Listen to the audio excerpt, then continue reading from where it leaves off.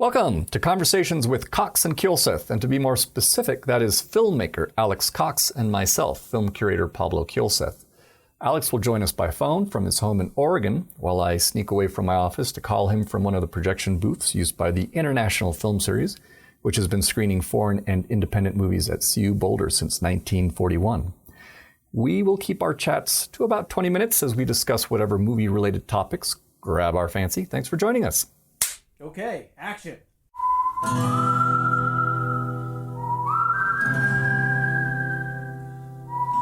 Alex, nice to hear from you. Nice to be talking with you. Thanks for joining as always. It's a great pleasure. How's the smoke there? The smoke. Well, yeah. So for those tuning in, I'm here in Boulder, Colorado, and the smoke's horrible.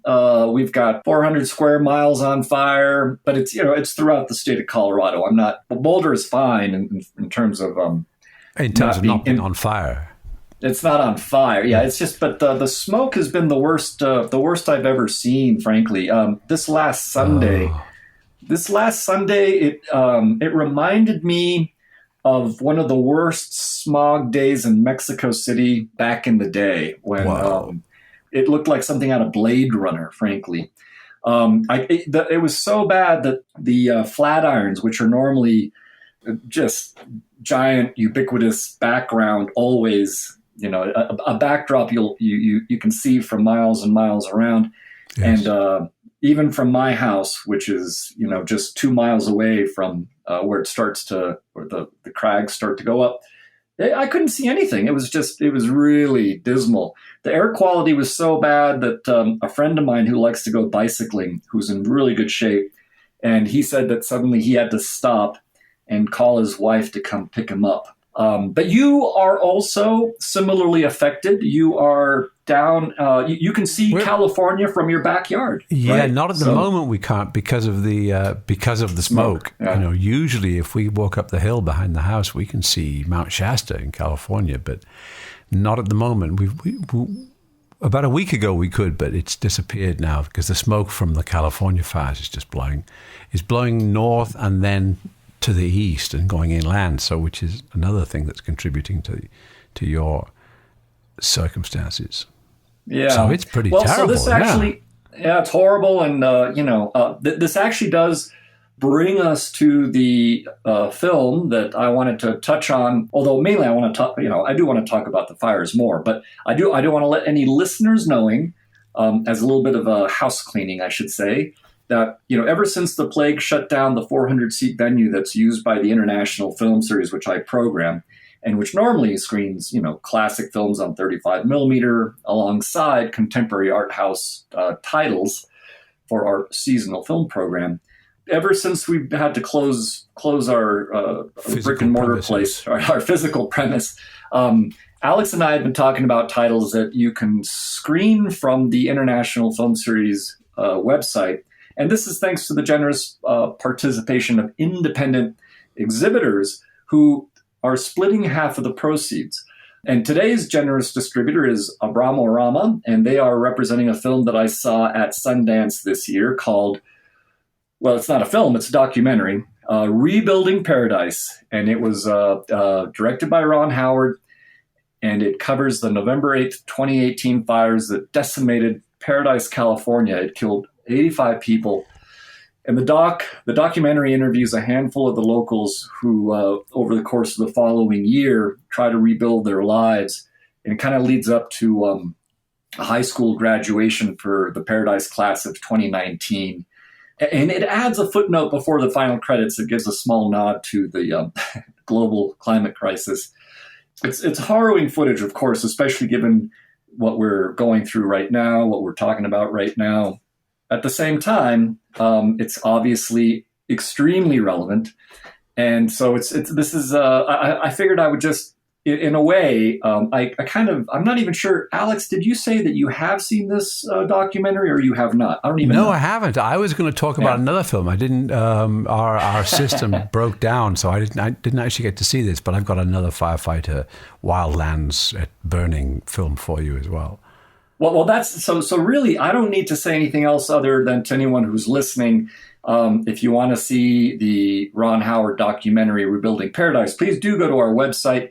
It will give you footage of things. I mean, if you're being impacted the way Alex and I are, very much just on the sidelines, but many just in terms of people air out in the quality. West, boy, I mean, the West is like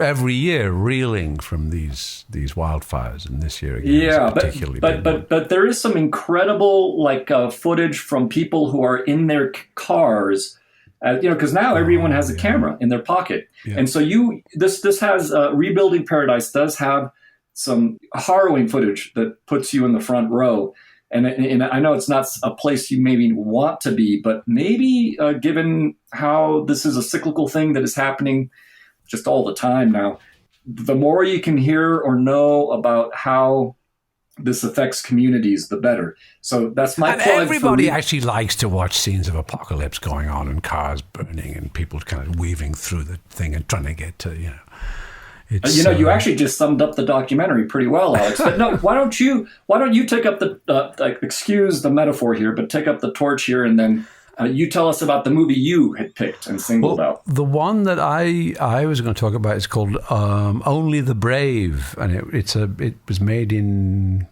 2017. It's kind of a low budget, sort of pretty mainstream movie about the Granite Mountain hotshots from Prescott, Arizona, who back in 2013, 19 of them died in a wildfire operation that went very wrong as far as they were concerned, and it was a big deal because for wildland firefighters, that's a lot of people to get killed in one incident. And now there's actually quite a few Only the Braves. What was the year of the one you're talking about? 2017.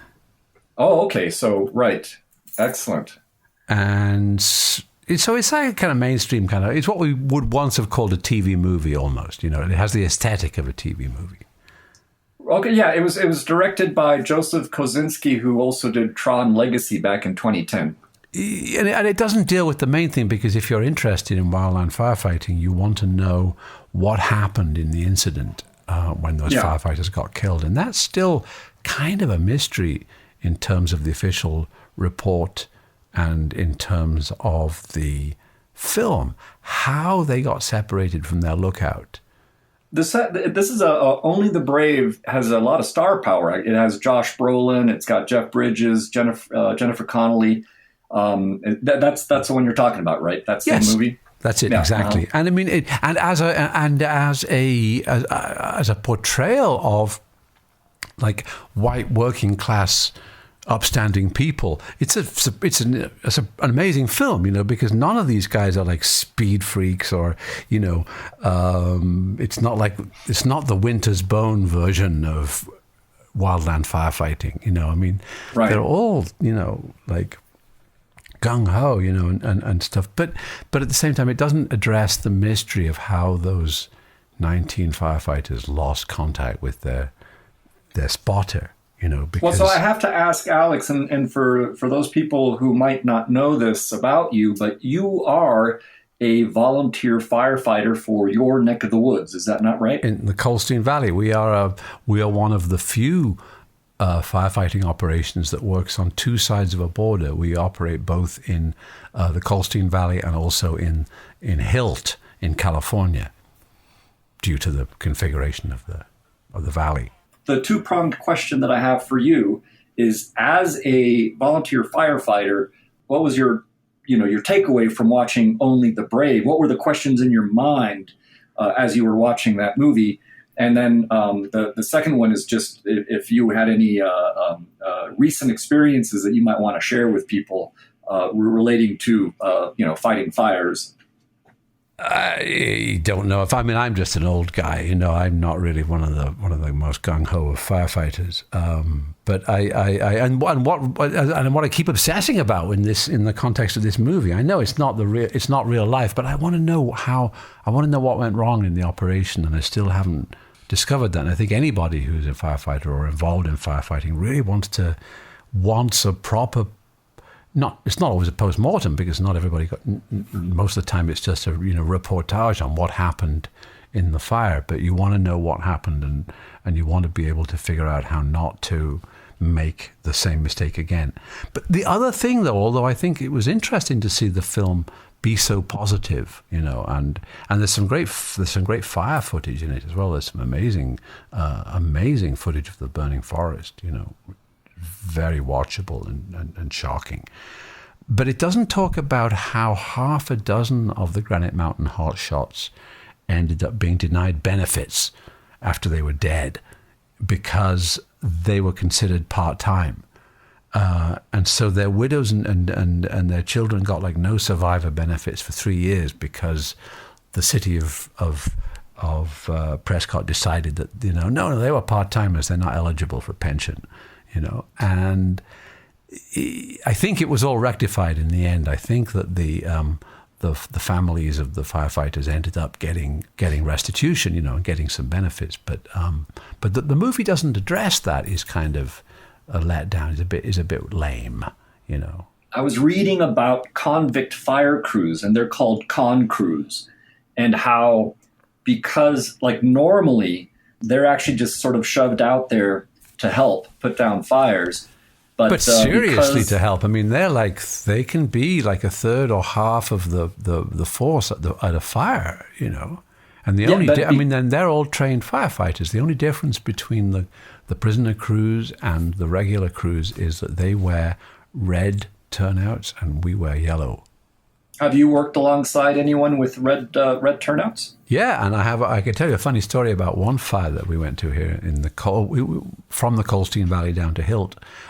We were fighting a fire that had been started by the train. When the train went through, it had sparked, some dry brush, and it started, quite a big fire, which was burning uphill into somebody's property. And so there must have been the volunteers had a water tender and an engine there, and then there were several professional firefighters, CAL FIRE, from California, and there were ODF, Oregon Department of Forestry crews, and among the California crews and the ODF crews, there were a number of prisoners. And the only difference in terms of firefighting is that they do the same stuff. We all do the same stuff, but just wear different color uniforms. And At one point, one of the California firefighters told me that the land that we were firefighting on to put out the fire and save the property was owned by the guy who owned all the Burger Kings in Oregon. And I thought, wow, that's amazing, and that's pretty incredible, really. Wow. And so we go on, and eventually we get released and go back. And then years later, I learned that Burger King was owned by Warren Buffett. And, interesting. And that the railroad, which had started the fire, CSX, was also owned by Warren Buffett. And so this was literally a question of Warren Buffett having his own private firefighting army working for him, like 15, 20 engines, 60, 80 people, or prisoners, professionals, volunteers, all working to put out a fire for Warren Buffett, the third richest man in the world. And it was, isn't that funny? Well, it's, I don't know if funny is the right word. I'm intrigued by, as you know, I work at the university where I think they're finally maybe starting to make some changes to the fact that we are contractually obligated to buy furniture and office supplies from prisoners, from prison-made labor, basically. Yes. This whole idea of prison labor, which is kind of like a modern form of slavery. I just have so many questions about the con crews. I mean, because right now they're not putting those people out there because these people are in jails where they have there's a COVID outbreak. higher numbers of COVID outbreaks, and so you get this weird, like they're keeping them in the jails where they're confined and subject to being contaminated by the virus. and for the purpose Of course, what? you're For not entirely putting right. it, It's ridiculous. Yeah, it's ridiculous. but I mean, I just have so many questions about the whole process. It's because I think that given that the U.S. incarcerates more people than I think we're number one, right, in terms of Incarceration. incarcerating. Yes, the United States is number one in terms of incarceration per head of population. We then put these people to work for pennies on the dollar to provide furniture and equipment to the university or to other institutions or companies. And then that we're also putting them out into fires, except when there's a plague outbreak, in which case we keep them up in jail where they're more prone to getting, this potentially lethal plague. I just have so many questions about the whole process. And it would be amazing to actually talk to someone in the con crew right now, because you say they have to be trained, obviously. Does it grant them a little bit of a reprieve? Do they get some years shaved off of their sentence, which was probably, in a lot of instances. I imagine I imagine being a firefighter is evidence of good behavior, and of right. The process and of rehabilitation, if those things count towards getting the real problem is that if you are a felon, it's more difficult to get a lot of jobs, especially for, like the federal government or local government or something. I mean, there's a lot of prejudice against people who are called felons, and especially it's stupid when there are people who have been trained as firefighters and done really good work on the fire line who then get out of jail and they can't become they can't even apply to be a firefighter because they'll be thrown out on the technicality, and right. then we lose the people who have the experience. There's also a stupidity here, and I remember thinking at one point when one of the candidates for high office, she was a member of the National Guard, and suddenly they deployed to Indonesia or somewhere, and so she couldn't be in one of the debates because she was deployed to Indonesia. And I'm thinking, where are the National Guard? Why can't the National Guard turn out for these events? And it turns out in Oregon, we are also denied the use of the Oregon National Guard's Chinook helicopters, which normally it would lend us to dump fire retardant because they're great big helicopters, and you can use them for that. But they've been deployed to the Horn of Africa to support U.S. Army anti-terrorism operations in various African countries, along with 1,600 National Guard troops. So another reason we're failing on the firefighting front is not only that we can't employ the prison population, but that the National Guard has got other priorities. Oh boy, that just seems to sum up a lot of problems, or some of the problems rather, that we're dealing with. Isn't that insane? Because you'd think the one thing that they could do would be make a priority in the West, a federal priority to address firefighting, and to at least try and, because since global warming is clearly happening and fires are running out of control, that we at least have to maximize the number of people and equipment available to fight fires, or to do prescribed burns to try and mitigate the danger. Obviously I agree. I have one. This is just sort of a off tangent question on my part that I've always wondered, because I see those, the big aircraft and sometimes the helicopters as they're dropping that. It's normally a red fire retardant. Is that right? Or are there different colors? I think it's usually the fire retardant that I've seen dumped on the landscape has been red, but I've seen pictures, and obviously there's like firefighter porn and stuff, and you can see like these pictures of like enormous drops of retardant and stuff, so it's red normally, I think. But out of curiosity only, I'm just like, do you happen to know what's in that stuff? Is it? I don't want to sound like I'm going on a total green kick here, but I'm just I'm sure that stuff's terrible. I mean, supposedly, no, it's absolutely fine, but you don't really want to get it dumped on you, But no, it's absolutely fine, though. Passes all the necessary tests, but no, I don't think you would want to get fire retardant dumped on you if you could avoid it, and I don't think it's good for the environment. No. Yeah, I mean, I just can't help but wonder, like, for those people who are out there, fighting fires, and if they happen to if the wind changes directions and you suddenly get a lung full of that stuff. No, like, you don't want. Yeah, that's right. You don't want to get dumped on, and they're not. And that's the thing. When they do the retardant runs, they're supposed to not let it drop on firefighters or on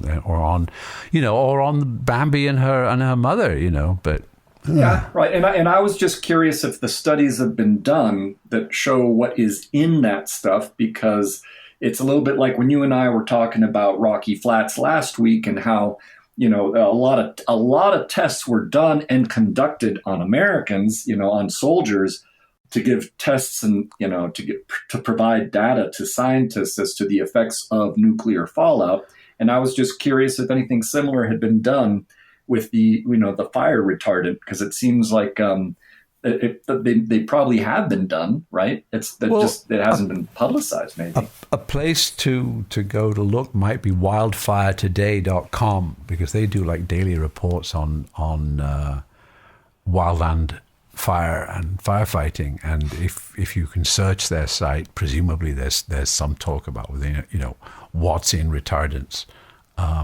There's some funky stuff. I mean, the other thing about firefighting, I mean, it's not green at all. I mean, it involves all great big trucks with diesel engines that run all the time, and lots of chemicals, and it's just, and lots of disposable things, lots of things that only get used once and get thrown away.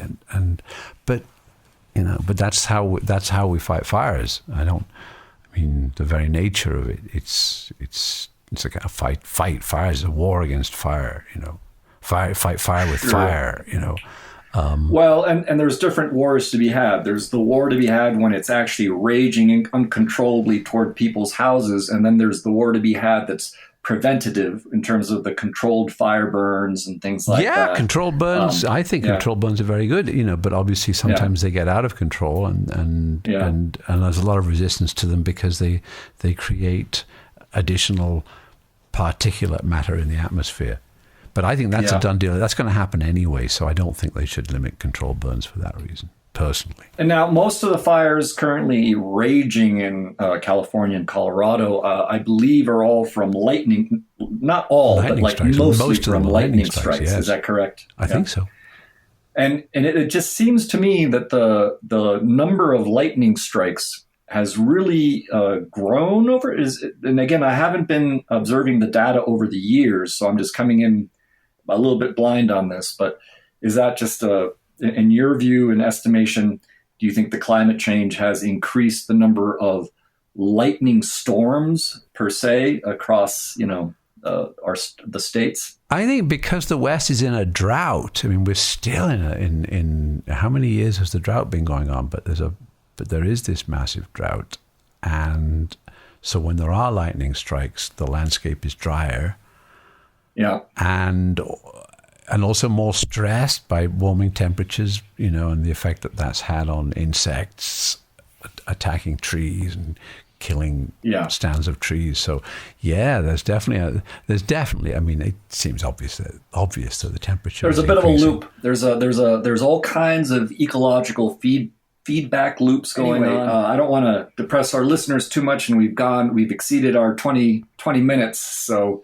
No, but that's it. But it is it. But this is the time of which we're talking, and then with luck, in 6 months' time, we'll be talking about a different form. We're talking about the tsunami. Well, I don't know about you, but I hope I'm talking about snowshoeing through some big drifts. That's good. What I hope to be talking about in 6 months. Alex, thanks always for joining, and thank you, Jason, as always, for your hard work in putting together. Yes, our two Jason disparate Phelps, voices. who puts these things together. He's the man behind the curtain. As Alex and I gab from our respective locations, but they wouldn't be made available if it was not for Jason Phelps, who takes the time to hear us talking and actually patch them together, patch the conversations together. So, In fact, I think he's the only person that listens to them, but that's okay because as long as Jason's entertained. you know, I have yet to. I keep meaning to ask Jason if he's got any kind of a tally. I keep forgetting to ask, but I do hear from occasional people who chime in with some questions about what we've been talking about. So. There's a few people out there in the dark. Bots. No, those they just want your credit card information. We appreciate anyone who's listening, and I always just have fun talking with you, Alex. I would be having these conversations anyway, regardless of whether nobody was listening. So yeah, no, that's true. All right, then we're not making a penny. Yeah, I'll talk to you next week, sir. Take care. Talk to you later. And cut. Okay, that's a wrap.